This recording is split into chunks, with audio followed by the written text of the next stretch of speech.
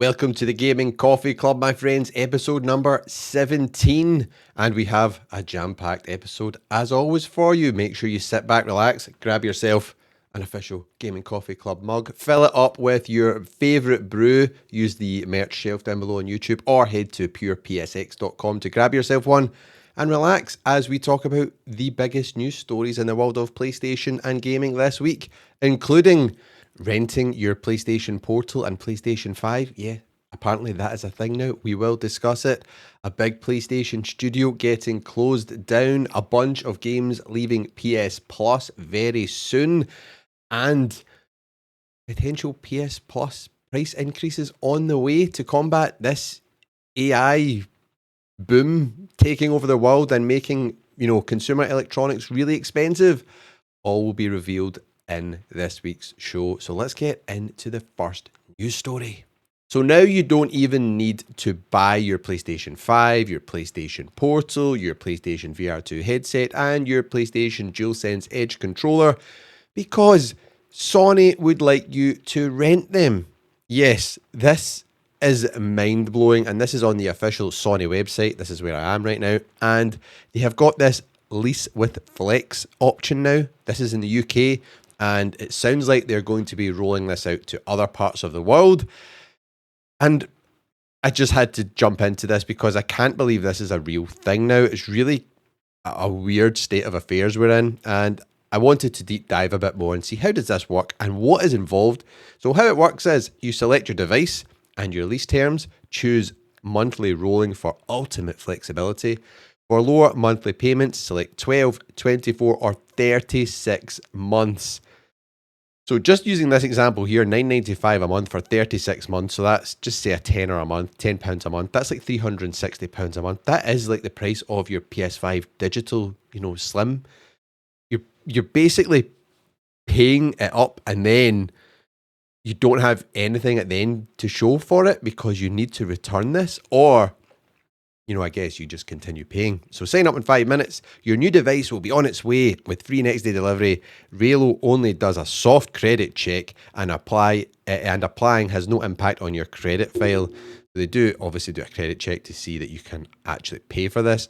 End of the lease. At the end of your chosen term, you're in control, upgrading, keep paying monthly, or leave flex by returning your device. Whoa. Disaster, almost knocked my coffee off the table there. So at the end of this, you return it and you have nothing to show for it. I mean, I'd imagine as well, say if you get this digital console, you're probably buying digital games, maybe even fork out and get the disc drive and you've bought some physical games and then you need to return it. You can't play it anymore. What? Or you can keep paying this monthly fee and you've basically already paid off what you would have paid if you just bought the console outright. This is wild. This is like them trying to move into the kind of mobile phone pricing model. But at least at the end of the mobile phone contract, you can go down to a cheaper contract or, just move to a SIM-only deal so you then own the phone. Whereas with this, you don't. You need to return it. So here's your eligible products. Let's have a look at what you can get. You can get the PlayStation 5 console, 1TB for $11.59 a month, the digital edition for $9.95 a month, the Pro for $16.99 a month. You can get a Pro for $19.99 a month with Battlefield 6. Jeez, they've got bundles here with 2 controllers. They've got the PlayStation Portal for $7.49 a month. $10.99 a month for the PlayStation VR2 Horizon Call of the Mountain bundle. They've got the PSVR 2 on its own for $11.99 and the DualSense Edge controller for $6.99 a month. So this, to me, just screams of that whole thing we always talk about where you will pay for something and, you will not own it and you will be happy. This is a bad idea, people, in my opinion.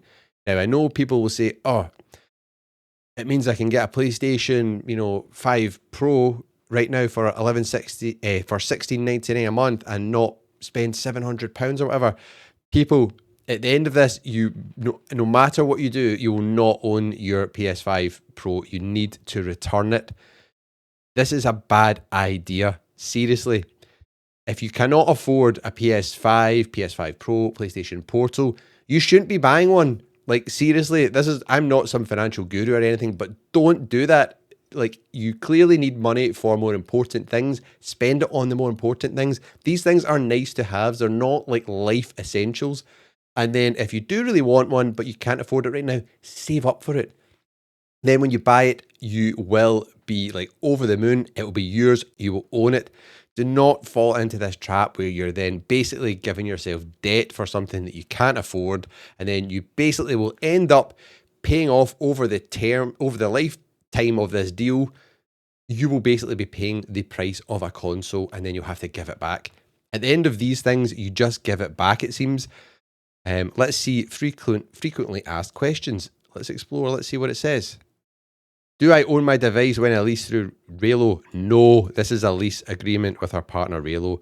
You will lease the device for a fixed term. You have the option to return, upgrade, or you may have the option to purchase the device at the end of your lease, subject to Railo's discretion and pricing at the time. Please check Railo for details. So let's say I pick the PS5 Pro console, right? Let's see if it lets me see the terms here. Whoa, it's just jumped up to £28.99 per month. That is wild. So that is because that's over a year. So or monthly rolling, £37.49 a month, cancel at any time. So that's if you want to just rent it for like a month or something. GTA 6 comes out, you just rent this for a month to play it. I don't know. You still need to buy the game, people. I wouldn't recommend that. So let's see this. So that works out at £611.64 for the cheapest monthly payment over the 36 months term, which remember, that's 3 years. Often the PS5 Pro is on sale for round about that price. And then at the end of this, you need to give it back. Also, you would think, oh, maybe it means, if there's any problems with it, they'll fix it and stuff like that. Like, PlayStation 5 DualSense controllers are notorious for some stick drift. Maybe they'd send me a new one. No, everything needs to be sent back in basically mint condition, apart from, it says, I think something like, the odd like scratches or discoloration on the, white of the console. I just think these things are really bad ideas, people. Do I need to worry about wear and tear? Don't worry, we offer a fair wear and tear policy. It's okay to return your device with obvious signs of use, such as some scratching, small dents, discoloration, or changes in the paintwork, just like I said. What if it gets damaged? If you return the device to us damaged, we may charge you for the cost of the repair. And I know this can be tempting because you don't pay anything up front. You just start your monthly payment, $16.99 or whatever, and you're like, wait, I've got a new PS5 Pro console. I just think these things are bad ideas. This just encourages companies to do stuff like this. Imagine that they launched this was the only way to get a PlayStation. That would be a nightmare. Like, seriously. All companies in general, it's far better if you can own something where you're not, just shipping money out the door every month just to have what you could buy in a one-off and then decide whatever you want to do with it, keep it, sell it, whatever. I really just think this is a bad idea, and I would love to know what you all think about it, because I was really surprised. And then I went onto Reddit for a nosy, and I saw someone had put a post here about it, and it was really interesting to see some of the reactions here. And it's like, yikes, you see it as a good option. Imagine paying 10 Great British pounds for 36 months and you basically fully pay the console and then have to return it. This is a dangerous trend of big companies where you shouldn't own anything and instead you're renting every single thing. We should not encourage it or support it. It's a bad deal for financially illiterate people. This is a bad deal for anyone, I think. Just do not do this, people. I don't like this. What do you think about this? Let me know in the comments, people. Now we're over at Push Square, who are reporting more good news thanks to AI, and the demand from AI pushing the price of RAM up through the roof and basically making it impossible to get a hold of is impacting absolutely everyone, including our beloved PlayStation here. And we have got this report where during their earnings call earlier this month, the Chief Financial Officer, Lynn Tao, pointed out it has enough memory to see it through to 2026. And then she said, going forward, we intend to further negotiate with various suppliers to secure enough supply to meet the demand of our customers. Well, according to Tao, the company plans to offset surging costs by focusing on monetizing the installed base. This means it wants to extract more dollars from the wallet of existing PS5 owners. He specifically mentioned growing software and network revenue. So we could be looking at anything from price increases to PlayStation Plus to get more aggressive efforts to get people spending more money. PS Plus price increases thanks to AI because they need to offset the price increase in their hardware, because it looks like they're not going to increase the prices of PlayStation 5 consoles. They're going to eat that up. However, try and recoup that elsewhere, and PlayStation Plus looks like it is the golden goose for that, possibly. Maybe they'll take a leaf out of Nintendo's book, who has, Nintendo Switch Online. Then they have the Nintendo Switch Online expansion pack, which is an additional payment that gets you access to a bunch of really good games. Maybe they'll do that with like PS3 games. Everyone's desperate to get their hands on PS3 games. That could be a way for Sony to do this. They might just, knock the prices up a little bit, which unfortunately I think may happen, especially as things like the Portal is getting more popular and is kind of tied to PS Plus for your cloud game streaming via PlayStation Plus Premium. If you're only using your device that way, if they put the price up there a little bit, people will be forced to pay it. Otherwise, their Portal becomes a bit of a brick, unless they have a PlayStation 5, which they can then remote play to if they're lucky enough to own a PlayStation 5. This is just more bad news for the gaming industry, and this is not unique to Sony. There's been rumors and reports that the price of the Nintendo Switch 2 is going to go up as well due to this. This whole AI thing just sucks, really. I'm kind of sick of it. I think a lot of people are getting that way. First off, it was, for me personally, using a Microsoft Windows 11 PC, just getting Copilot rammed into every part of the operating system, just where I don't want it. Windows 11 is just getting worse and worse.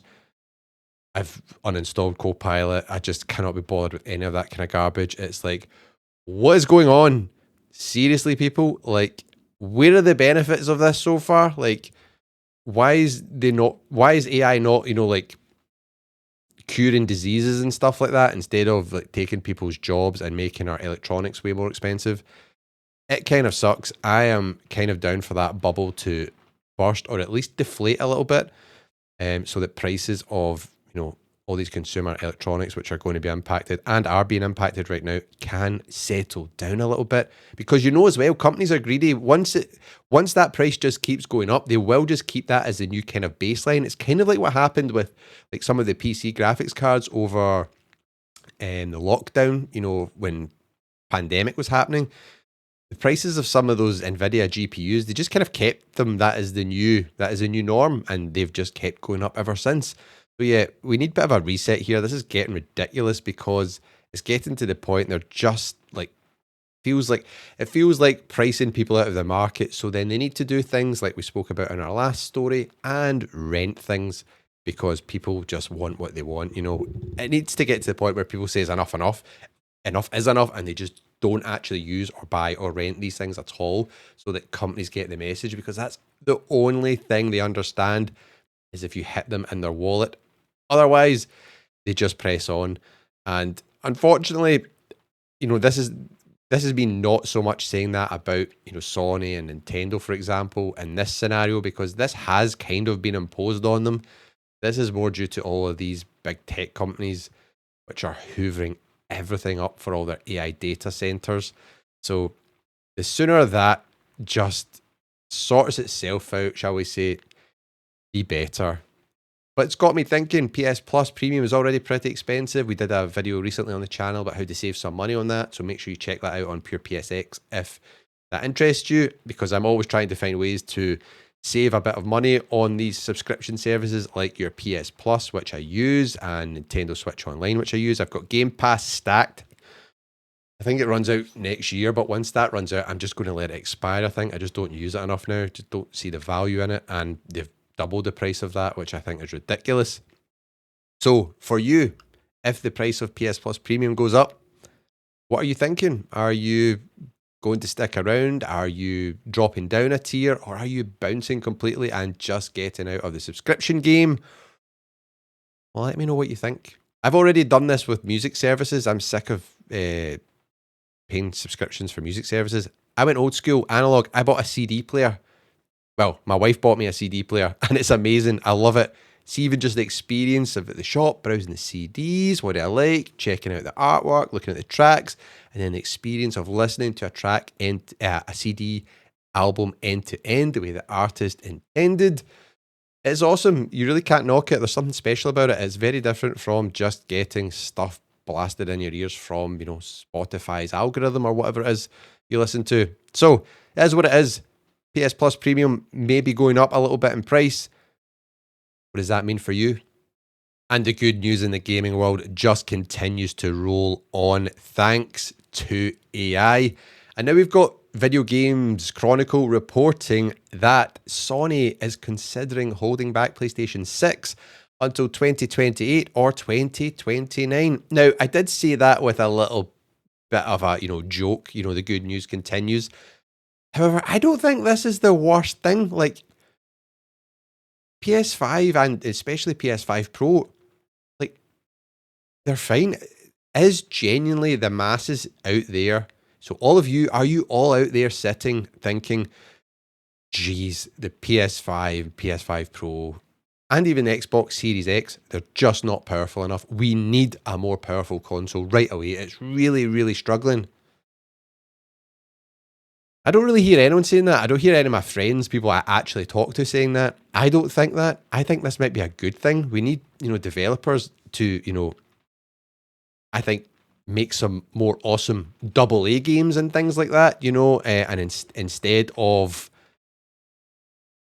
thinking about just huge AAA games, pushing the boat out, breaking the boundaries. We need new hardware for that. The hardware we've got, I think, is fine for another couple of years. This doesn't bother me.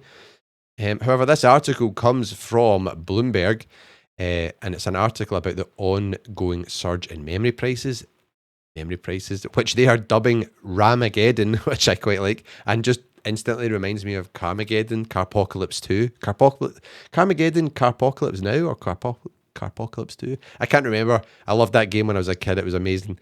And the ongoing increase in RAM prices, which is mainly attributed to AI data centers buying massive quantities of it, like we've already said. Noting here that Apple, Tesla, and at least a dozen other major corporations have warned that the shortage of memory will constrain production in the future. The article claims that Sony and Nintendo are planning on acting accordingly. Citing sources familiar with Sony's strategic thinking, the article claims that Sony Group Corp is now considering pushing back the debut of its next PlayStation console to 2028 or even 2029. It also claims Nintendo is considering raising the price of the Switch 2 later this year. Neither Sony or Nintendo have responded to requests for comment from Bloomberg. The article insists that RAM shortage is not going to be resolved anytime soon, which just absolutely sucks, doesn't it? That is from the Lenovo CEO, Yang Quinn, who says the structural imbalance between supply and demand is not simply a short-term fluctuation. Tim Archer, CEO of chip equipment supplier Lam Research Corp, also told attendees at a conference in South Korea recently, "We stand on the cusp of something that is bigger than anything we faced before. What is ahead of us between now and the end of this decade in terms of demand is bigger than anything we've seen in the past, and in fact will overwhelm all other sources of demand." Whoa, it does not sound pretty, this AI future, does it? It really doesn't. It is funny, like, when I talk to, just friends and family and, just anybody, nobody really seems to be like, whoa, AI, can't wait for this and this and that. It just seems to be like the tech bros that are running these big companies that are pushing this. Nobody else seems that fussed anymore. Everyone's a bit like, seems a bit crap. And if any of you have used it, it has some benefits, definitely. If there's stuff you don't know, it can help, summarize and pull stuff together for you and all that. But when you actually have conversations with AI, that's like, there's nuance and, context around certain things, it just falls flat on its face, I think. So we will see what happens in the future. And the article also says here another thing which is very unique in this console lifecycle timeline we're in is that in the past, console prices have tended to drop over the course of a generation. That trend has changed this year with Sony, Microsoft, and Nintendo all increasing the prices of their systems over time. Throw into that as well, PC Master Race, the price of PC gaming hardware is like through the roof. Like GPUs are extortionate, RAM is extortionate, and also most recently, your storage space, so your NVMe SSDs, they've all went through the roof in price also. It is just wild. So if you, it's a weird scenario we're in where the best option now is to buy hardware at launch before it goes up. I'm lucky that I did actually buy. I mean, I bought my Series S at launch and my PlayStation 5 at launch. That was my kind of setup. I thought, right, I'll buy a PS5 and an Xbox Series S. That can be like my Game Pass machine. Bought them, then I realized I wanted a Series X as well, so I got a Series X because I was just really missing not having a disc drive on the Series S for all the old backwards compatible games. Bought that, and then I got the Pro as well. Bought them all at launch apart from the Series X, and thank goodness because they've all went up in price. I got the Switch 2 at launch. Also, it's not went up in price yet here in the UK. Sounds like that's going to happen very, very soon. The article also said here, Sony had previously increased the price of the PS5 in select regions in August 2022. That did happen in the UK, I'm pretty sure. Then again in April 2025, I think it's the April 2025 one that hit the UK, before doing the same in the US in August 2025. Last year, Nintendo held fire on Switch 2 pre-orders in the US due to economic uncertainty in the region, including tariffs set by the US president, before eventually announcing that while the console itself would not see a price increase at launch, some accessories would.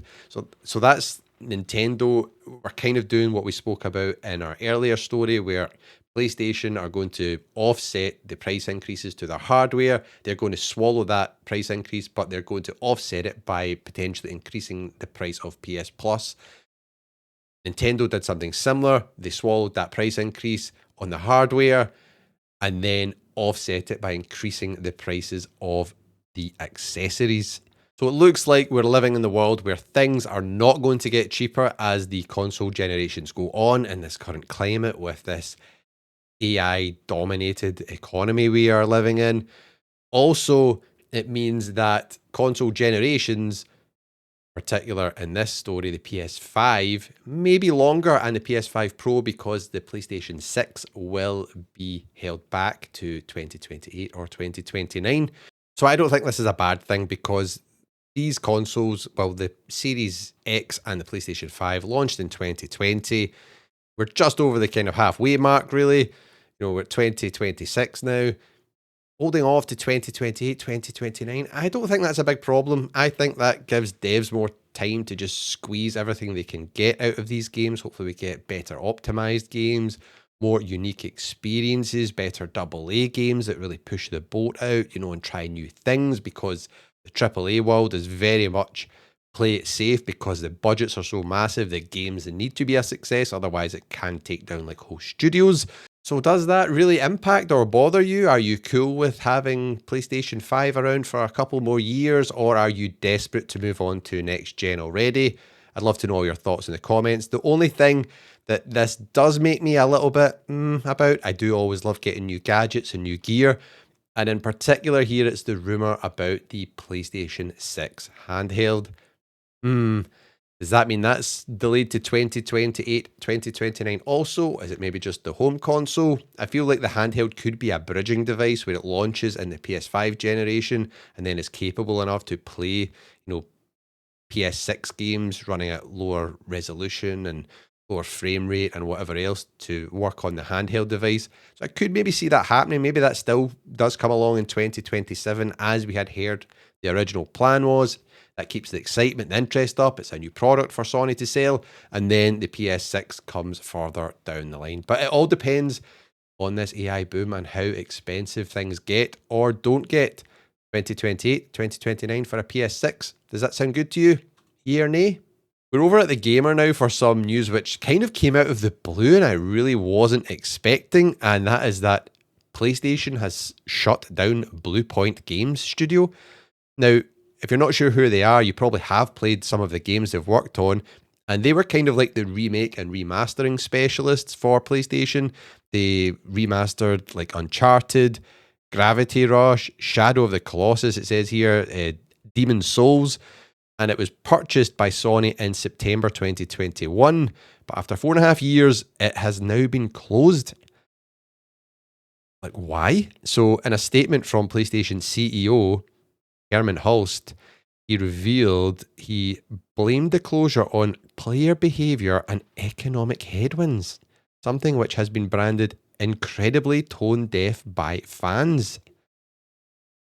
Yeah, that is really bizarre. I think last I had heard they were working on some sort of multiplayer game. And I don't know if this is then potentially another victim of this Sony live service push, which seems to have went pretty terrible, to be honest.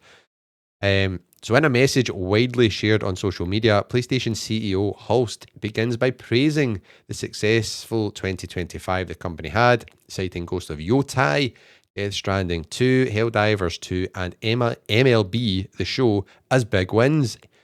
He then continues, we're operating in an increasingly challenging industry environment. Rising development costs, slowed industry growth, changing player behavior, and broader economic headwinds are making it harder to build games sustainably. To navigate this reality, we need to continue adapting and evolving. After laying out his reasons, Hulst said, as a result, we will be closing Bluepoint Games in March. Before adding, this decision was not made lightly. Bluepoint is an incredibly talented team, and their technical expertise has delivered exceptional experiences to the PlayStation community. I mean, I can't remember the last time they'd launched a game, so this is, I don't know if that plays into it, but it's kind of weird. So it's not like, we had the Concord situation where they've launched a game, it is completely dive bombed, and then that has sealed the fate of, a studio, like I was saying in an earlier story, where, some of these big games, they need, I keep almost knocking my glass off here. Sorry. These big games need to be successful because they have such big budgets. So this is an interesting one. It feels really out of left field. The article continues, the studio closure comes after it was revealed early last year that a live service God of War game it was working on had been cancelled. There we go. So they had been working on a live service game or a multiplayer game. In the wake of Concord's failure, this was cancelled. So maybe Concord's taken down 2 studios here potentially.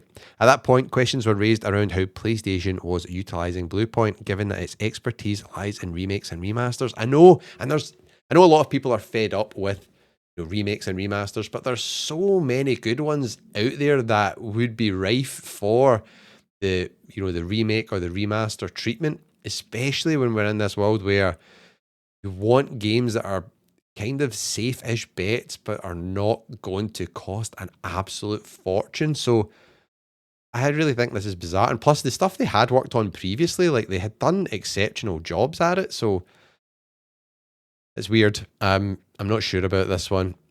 The reaction online wasn't too good. As you can see, incredibly tone-deaf response and just proves they need to get their shit together, said a commentator in one discussion online.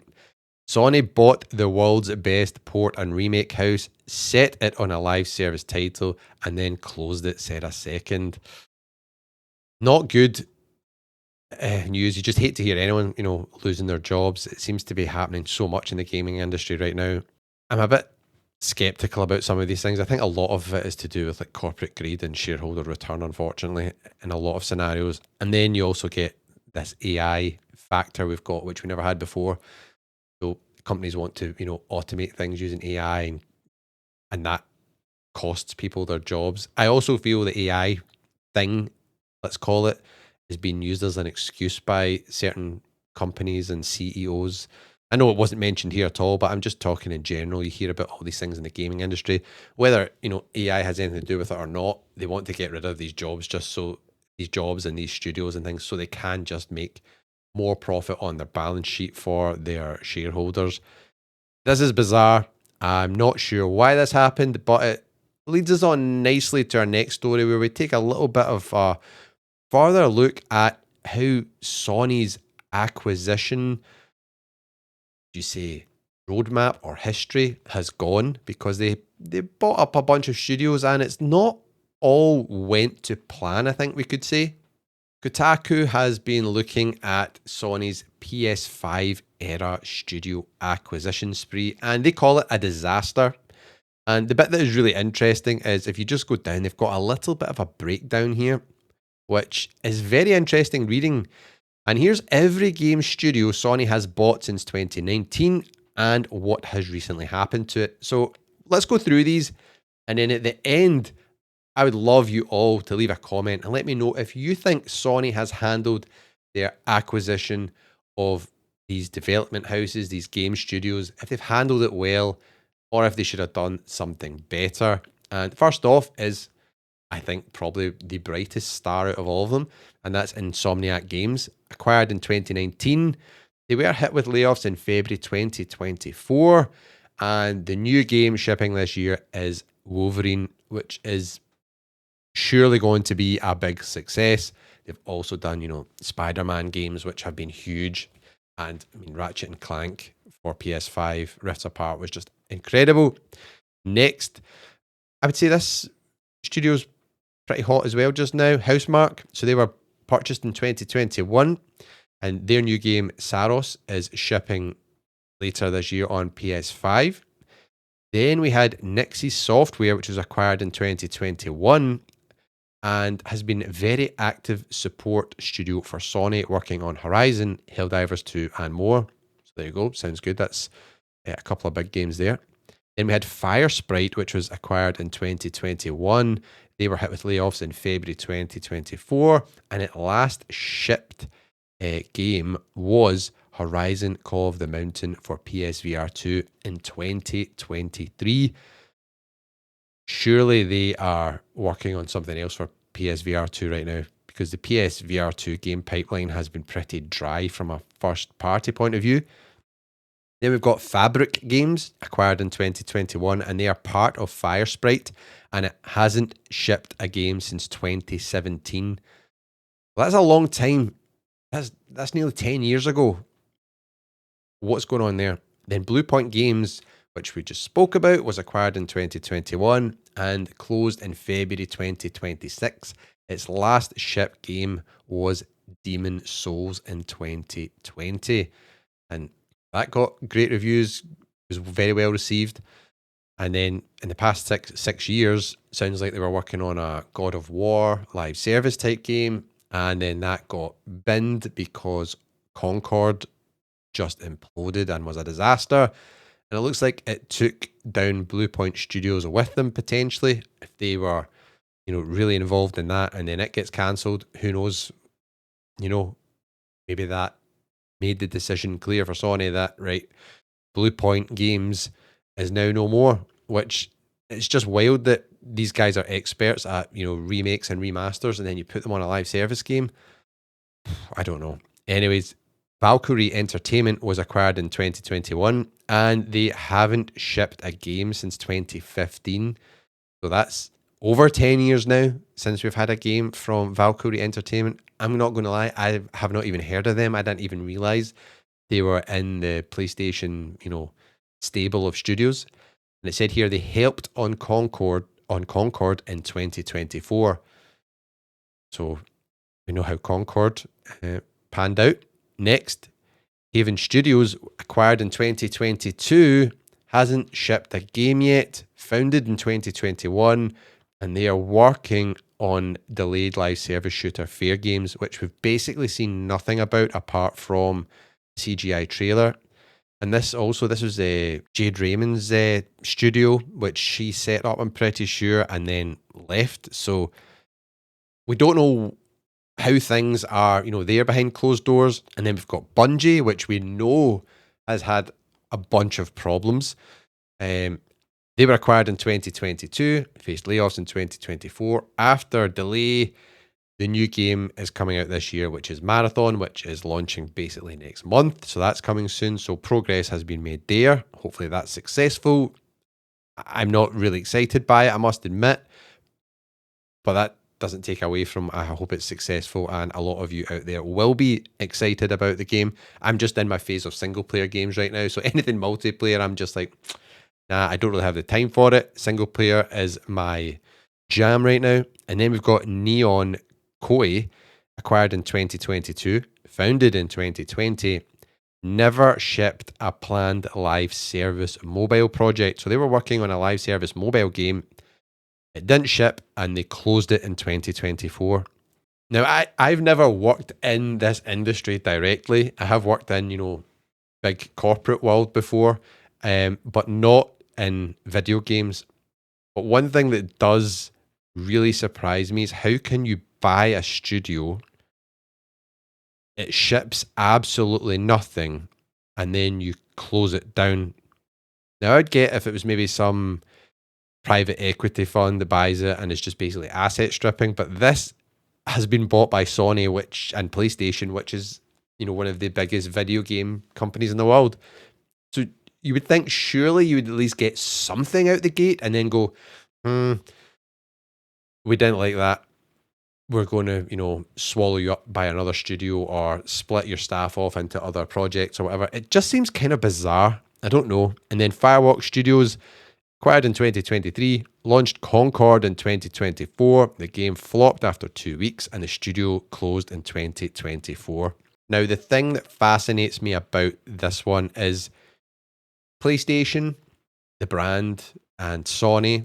They are incredibly successful in the video game world. They have amazing hardware, tons of amazing games under their belt. And it's probably not an exaggeration to say, and you can all let me know if you agree with this, but Concord is probably the biggest flop or the biggest disaster in video game history. It was just so monumentally, it just mishandled. I don't know what they were thinking with this game, and it went down like a lead balloon. It really, really did. I've never seen a game which came out, it was a purchased game, it wasn't free to play. It probably would have done better if it was free to play, to be fair. Launched digitally and physically, and then after 2 weeks, just completely pulling the game, killing all mention of it, like it didn't exist. It is so strange. I don't know how they got it so wrong there. The article goes on to round this off by saying, while a few of the studios Sony gobbled up over the last decade have been successful, like Housemarque and Insomniac, the majority of them have produced few, if any, new games, and 3 of them, including Bluepoint, are no longer around after just a few years. And even when a new game is launched, it might just get shut down shortly after release, as was the case with 2024's Concord. When you lay it out like that, it has become really obvious that PlayStation's last few years have been a mess. It also helps explain why the PS5 era for Sony has been so bereft of new experiences. So many teams were told to pivot to live service, only for that plan to blow up in Sony's face, and now it's having to deal with all of that and is doing so in the fashion you'd expect from a large multinational corporation. Layoffs, cuts, closure, and shutdown. At this point, if I were working at one of the studios listed above and I wasn't developing a Marvel game or Saros, I'd be very nervous about the future under PlayStation, a company that at one point in time seemed to have an endless sea of riches when it came to studios and franchises. Wow. Super interesting when you actually take a look at all these recent purchases and what has happened, and it doesn't paint a good picture for Sony. That definitely seems like this live service pivot has been a disaster for them and has had many casualties, unfortunately. People losing their jobs, gamers not getting good games as well. It has just been an absolute mess. And what do you think? Do you think they could have handled this better? Is it the live service game pivot? Is it just mismanagement of these studios? What do you think? I'd love to know everyone's thoughts in the comments because I think this is a really, really interesting topic. Now to brighten the mood with a little bit of fun in this doom and gloom AI world we're living in where the prices of all our hardware and games is going through the roof, we have this story on Silicon Era, and this is the History Collection PlayStation, and it features PS1, 2, 3, 4, and 5, and these are like these little gacha machines you see, and you get the little balls which you buy, and it's at random, and you don't know what you're going to get here. And these look really good. I don't usually like stuff like this, but I would like to get all of these because I think they would just look really cool sitting on my desk. But it's from Sony and Takara Tomy, who announced a new Gashapon capsule toy set called the History Collection. And check the detail on these things. I wish they had a photo of someone holding it for scale and size because I have no idea how small these things are. But they actually are, well, kind of functional, which you'll see in a minute when I explain, which makes me think, how have they made these so small and so detailed? The article goes on, and this toy set called the History Collection PlayStation that features PS1 to 5 console replicas, each costs $3.20 and nets you a random system. It is immediately available in the machines in Japan, but there's no worldwide release set. Damn it, come on. We want this worldwide. Come on, people. Come on, Takara Tomy. Give us it. So, how this set works is each capsule includes a console, a game with a case, a controller, and when applicable, a memory card. So the PlayStation 1 comes with a copy of Ark the Lad, a memory card, and a wired controller that can connect to the system. The lid of the system can open to place the disc inside. What? That's why I want to see how big or how small are these things, because if this is just a tiny wee thing, that's a lot of detail in there. The PS2 has Ape Escape 3, a memory card, and a controller. The disc tray opens so the disc can be placed inside. So this tiny little PS2 replica here, the disc tray there will open so you can put the little disc replica inside. What? That's wild. Like, give us them here. I would absolutely throw £3, £5, whatever it is in there just to try and get some of these. That'd be good fun. The PS3 has a controller and Everybody's Golf 5. The PS4 has a controller and Gravity Rush 2. And the PS5 has a controller and Astrobot. Here's the official image showing all the details about the PS1, PS2, PS3, PS4, and PS5 replicas in the History Collection PlayStation capsule toy set. Check it out. Zooming in as much as I can here. So we've got our lovely little consoles, which are really good replicas. They look great. You can see they must be tiny because the controllers start to lose a little bit of detail when you have a closer look, but not much. And then it says here with, what you get with each one, which we've just discussed. The fact you can open it, it's even got the black inside the disc tray where the lens was housed in, the original PlayStation inside this little thing. The little memory card. Like, how small must the memory card be? You must need tweezers to actually put this thing into the PlayStation replica toy here. I wonder if the little game box it comes in is like a replica of the box as well. It's not just like a little sleeve, but that's very cool. I would love, in particular, the PlayStation 1 to 3 here. I think they just look fantastic. I love that they come with like the memory card and stuff like that. But yeah, I would love to get all of these. This collection is available right now in Gashapon capsule machines in Japan. It's unknown if any store will officially sell them worldwide. Maybe I should just start setting up Gashapon machines in the UK somewhere. I would love this. Would anyone else like these things, or do you just think they're a waste of money? They are a waste of money, but they're good fun. So yeah, what do you think about this, and which one, if you could only get one of these, which would you pick? Now, I'm not saying this is my favourite console out of all the PlayStations, but out of all these things here, that PS3 looks absolutely mint. The fat PS3 model. Oh, it's so good. What a machine that was. Full backwards compatibility, PS3, PS2, PS1 discs. No, that is what it was all about. That is a beast. I absolutely love that. That's the one I would like to get if I could get any of them. That looks really good. Which one would you pick? On to more questions for you all now with the Gaming Coffee Club question of the week. Now's your chance to fix gaming. What one thing would you delete?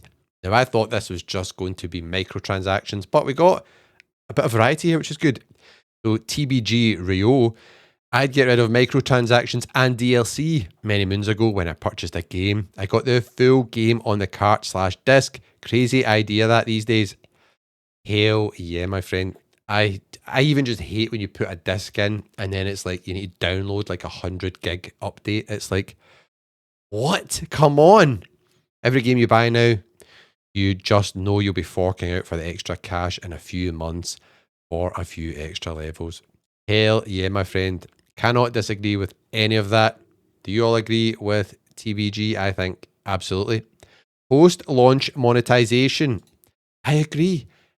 Just having the full game done, dusted, the studio has made it to budget, and if they sell X amounts, they will make good profit, and then they go on to their next project instead of launching the game and then trying to just milk every penny out of the audience by releasing this DLC, this character skin, this special stage, whatever it is. It's like, the one game series or type which does this a lot now, which never did it back in the day at all. No games did, but I never expected them to do it. Was a game genre I love playing, and it's fighting games. See all this stuff where they release a fighting game with a half-baked character roster, and then they have a season 1 and these characters come, then they have a season 2 and you need to buy these characters. It's like, what? Back in the day when I used to love playing like Tekken, like 1 to 3, you got all the characters, you unlocked them by playing the game and beating the arcade mode with various characters. Let's just do that again. That sounds way more fun to me. Subscriptions being the only legal way to play retro games other than owning the old console itself. Just put them on the store for cheap like the PS3. I agree. I guess a lot of these things now, so Nintendo's doing that with their Nintendo Switch Online. That's how you play all their classic games. They're behind that paywall. And then PS Plus Premium is doing that as well with a lot of their classic games. Delete subscriptions for online play. It seems unnecessary these days. Yep, I agree with that. We have got Microsoft to thank for that. Does anyone remember back in the PS3 days when online multiplayer was free on PS3? And then Microsoft with their Xbox 360 was charging people. So then, obviously, Sony followed suit. Here we go. Spencer, 1990, saying, as much as I'd like to put microtransactions, I can avoid them as I just don't care for character skins and badges. So he's just saying he just won't buy them. Fair play. Also, live service in games that shouldn't have it, like Battlefield 6. Bring back the better DLC packs. But more than anything, it has to be FOMO modes and things. They have to stop focusing us to play games when they want us to instead of when we want to. I guess that's a bit of a symptom as well of live service games where they do that. It's all these different events, you need to get involved in to unlock this special skin or character or see what happens. But yeah, I think that's why I'm just burnt out with like live service games. The one that I just do not like more than anything is Fortnite, right? And I'm probably a person who played it more than anyone. See, when it first launched, I was hooked on it. I played it all the time to the point where I was like, I am burning money in this game. It is the same thing all the time. I'm not having any unique, bespoke experiences that you can then enjoy, think about. It helps you develop as a person. You can talk to your friends about. It's the same thing all the time. Whereas when I play through my single player games, it's like reading a good book. Like when I just played Final Fantasy VII Remake Intergrade there, that is like a good book. At the end of it, you talk to people about it. It's fantastic. It makes you think about things. It is like a unique journey you've been on. It's an experience. And then, on to the next game, and you have another nice new experience playing whatever game you want to play next, instead of same thing every chapter in Fortnite. No, thank you. So here we go. Slow clappers. Battle passes. Have you seen the state of COD and Battlefield 6? Pure greed. Get rid of them. So I had to install Fortnite a while ago for a video, maybe a couple of months ago, and I was shocked at like I hadn't played it, I think, for about 2 or 3 years, and then the level of monetization was wild. Like, the store was massive. There was so much stuff in it. Um, Even like Fall Guys was like that as well. I used to like playing Fall Guys for a bit of banter every once in a while. And then Call of Duty, yes, I played. I think I told you I played Call of Duty Black Ops 7 to see if it was as bad as everyone said it was, and yes, it was. It was garbage. But yeah, the store is just ridiculous. All these stupid skins in Call of Duty. Like, what? You know, people jumping about as Beavis and Butthead in Call of Duty. Like, it's meant to be like a gritty army type, you know, FPS game. It's like, what? Battlefield 6. I've not played much of that, so I can't comment, but it wouldn't surprise me. They cleared out the PlayStation Store of the stupid cheap games. There's hundreds still there. Yes, there are so many stupid cheap games. We spoke about one of them in a previous podcast episode, and they're just there for people to farm trophies. It's just kind of sad. I don't get the appeal at all. Also, the PS Plus catalogue is full of older games. It's a total disgrace and really needs updating. Thanks. That's obviously a personal taste one as well, whether you like retro games or older games or not. I love all of them, so that doesn't bother me as much, but I'm always up for new experiences and new games as well. Downloads, put games while games back on disc so I can play, and devs have to push a completed product. Yes, I agree with that too. Imagine that was part of the stipulation. You had no day one updates. Like, think about the old games back in the day on your PS1 and PS2, your N64 cartridges. Those games had to be the best they could be. That was the cutoff date. Get that done. I'd love to see more smaller, bespoke games. Like I've said before many times, AA games, people refer to them as. Like, you look at indie games, they're killing it just now, but give us some of these awesome AA games, fully complete on disc, and that's it done. AAA games would hopefully follow suit. I won't hold my breath though. But that was awesome, really interesting. Now, if you've not answered, because I didn't give you a lot of time with this one, I only put this up a day or two ago. Actually, only put this up a day ago, I think. Yeah, I forgot to put it up. My bad. I will be better next week, because after this goes live, I will put it up right away, and I will tell you what the question is going to be for the next Gaming Coffee Club question of the week. It's going to be about our first story from this week's episode about renting the PlayStation Portal and the PlayStation 5. So stay tuned for that. Get your answers and your comments on that community post on the Pure PSX channel for your chance to feature in the podcast. But big thanks to everyone who left a comment at short notice. I appreciate you all. Much love to your faces. Let's get on to the next news story, which is about some video games which are leaving PS Plus very soon. We're over at Gaming Bible here, and we've got 6 games being removed next month from PlayStation Plus. And it says here, including 10 out of 10 modern classics. So what is going? Here's all the games leaving PS Plus in March 2026. We don't have long here, people. First up is Circus Electric, a part story-driven RPG, part tactics, part circus management game, part steampunk vibe. Something there for everyone then. This description reads, when everyday Londoners mysteriously turn into vicious killers, only the show's talented performers possess the skills necessary to save them. This game sounds batshit crazy, so if you like the sound of that, check it out. The second game is one that has been on this author's wishlist for a while. It's a gem. Chris Tales is a gorgeous indie love letter to classic JRPGs with a new perspective.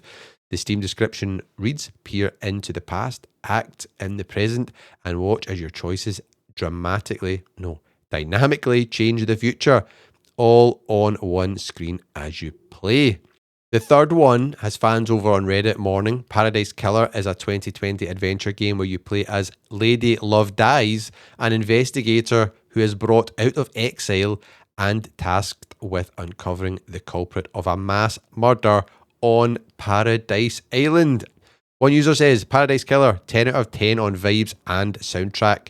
Another continued, play Paradise Killer, if nothing else, for the music. And the author can't agree more. Now, Paradise Killer, I'm sure I wanted to try this. I'm going to try this one before it goes. And the next one, leaving on the 17th of March, is Mobile Suit Gundam Battle Operation Code Fairy. That is a name and a half, by the way. This is a challenging single-player battle action game that's designed to be replayed. So check this one out sooner rather than later. Redout 2 is also leaving. What? That is a gutter. People, if you've not tried Redout 2, try it right away. If you like or enjoyed Wipeout back in the day, this game feels like a bit of a spiritual successor to Wipeout. Really fast-paced, high-octane, gravity racing kind of game. Really, really good. I recommend you check that out 100%. I've played a lot of that. I've played a lot of that on my Portal, actually, and it works really well. And last but not least, another absolutely brilliant game. I'm gutted this is leaving. I've played a fair bit of this on my Portal, and it is Teenage Mutant Ninja Turtles Shredder's Revenge. In my opinion, one of the best beat-em-ups since the arcade glory days. It's colourful, crunchy, and has a soundtrack that'll live in your head rent-free for months. Cowabunga, dudes, go and play that. But these 6 games are leaving on the 17th of March. So you don't have long, people. You have got literally about 3 weeks and they'll be gone. So get these played in your library before that date and let me know if there's any of these that you'll be checking out before they leave on the 17th of March. Now, PlayStation also had its first State of Play for 2026, and I would go as far as saying this might be the best or one of the best State of Plays they have ever had. If you missed out on this and didn't see the event, I've got the full event live on Pure PSX with me watching and reacting to it. We watched it along together with all of you who joined in on the live stream, so thank you very much. It was freaking awesome. I had a blast, but there was a ton of announcements, and just in case you are in the dark and want to know what has been happening, I'm going to quickly list off what was announced. So we got God of War Sons of Sparta, which is the very long rumoured 2D Metroidvania type game, and it's out now on PlayStation 5. It has dropped already, and I'm not going to lie, I don't think it looks very good. It does not float my boat. It's not my kettle of fish. I will not be playing that. Then the God of War trilogy remake was announced for PS5, so that is the trilogy that was on PS2 and PSP and things like that. That's just sounds amazing. We got Kena Scars of Cosmora, which is an even bigger and better sequel to the original Kena game, and that's coming out in 2026. We got 10 PS Plus Extra premium games, which were announced for February, and they've already dropped on PlayStation, so you should know that. The big names, the big hitters were Spider-Man 2 and also Test Drive Unlimited, Solar Crown, and a whole bunch of other ones, but those are the two which jumped out to me. Then we have got a AAA John Wick game was announced for PS5. We got the Metal Gear Solid Master Collection Volume 2, which was announced for PlayStation 5, and that means Metal Gear Solid 4 is finally leaving the prison of being locked up on the PS3. So that's coming to PS5, which is very cool because currently that is the only console you can play that game on. Then we've got Castlevania is returning with a brand new PS5 game in 2026. We've got this wild-looking open-world RPG game called Project Windless, which you need to go and check out the live stream video of us watching this. The game looks absolutely bonkers. It looks great. You basically look like you're a giant bear or panda just slaying through crowds of people. It looks really good. Then we had Silent Hill Townfall, which is the next entry in the series, coming to PS5 in 2026. We got more Saros gameplay. Got more news on Marvel's Pokemon Fighting Souls fighting game, which is basically adding the X-Men, and it's coming to PS5 and PC on the 6th of August. There'll also be more characters added later on and a new stage as Year 1 DLC. Just give us the full game, people. Enough of this DLC stuff. Marathon as well is having a server slam from the 26th of February where you can jump in and check the game out. Death Stranding 2 is getting a PC port on the 19th of March. Control Resonant got some more gameplay shown off, and Resident Evil Requiem showed us Leon coming back to the game, and that game's coming out very soon as well on PS5. We also got a gothic action RPG called Crimson Moon announced for PS5. We've got a new Dead or Alive game announced. We also got Dead or Alive 6 Last Round, which is coming to PS5. So it's basically a PS5 version of the PS4 game, which will include all the characters, which is pretty cool. But Dead or Alive 7, we'll call it. That was the big news. Everyone is super hyped about that. Dead or Alive is actually alive and kicking. Rayman's 30th Anniversary Edition is real and it's already dropped on PlayStation 5. And then the racing game, which I just think looks fantastic, Star Wars Galactic Racer. I think this might be 2026's sleeper racing game here. It looks like our answer to, Wipeout not being in our lives. It looks absolutely fantastic. Game Freak, who have made Pokemon games previously, their action RPG Beast of Reincarnation is launching on the 4th of August, and it looks really good. Capcom is going to make sure you don't forget about Pragmata because they showed us a whole bunch more gameplay. I then downloaded and checked out the demo, and you should too. It is a really good game. I really like the unique gameplay loop where you're like hacking the robots and stuff like that as they're attacking you. It's very, very cool. When I read this at first, I thought, what? I don't get this. But after playing it, it makes sense and it works really well. Really good fun. More amazing news for classic game lovers amongst you. I was hyped. Time Crisis is coming back to PS5 and PS4 with gyro aiming, so you can use your controller to aim like the light guns did back in the day. This just makes me wish they would just get it together and release a light gun. That would be amazing. A light gun for PS5. Surely they can do it now, all the technology they've got out there. So make it happen, Sony, Namco, whoever. We got more footage of 007 First Light, and it was a kind of story trailer, and it looks fantastic. That's the best trailer I've seen yet for the new James Bond game. It got me very excited for that. It looks fantastic. And then we got Darwin's Paradox, which is a game from Konami, and it was basically playing as Metal Gear Solid in a playable demo, which you can check out right now on the PS5. So there was a ton of stuff that was shown off there. I was blown away with how good it was. The show was over an hour. It just kept on going with good stuff. What were my favourite calls? I was really happy with Dead or Alive coming back. I love the Dead or Alive franchise. Pretty much got most of the games there. Dead or Alive 6. I will be definitely picking up for PlayStation 5 and Dead or Alive 7 when it drops. Also, the Star Wars racing game, Galactic Racer, looks so good. 007 First Light now I think looks fantastic. I'm really excited about that. Oh, geez, there was so much. I can't even remember. Like, there really is a lot to unpack on this. That's why I just wanted to do a quick rundown because I could do a whole episode just talking about this. It was so freaking good. And Time Crisis coming back. What is life? So good. The world is healing. And Pragmata. Awesome show. Solid 9 out of 10. Let me know what your favourite announcements were. What games you're most looking forward to. And yeah, did I say we got more marathon gameplay? If I didn't, we did. The Gaming Coffee Club will return next week, my friends, so I look forward to seeing you all then. And with that being said, happy gaming.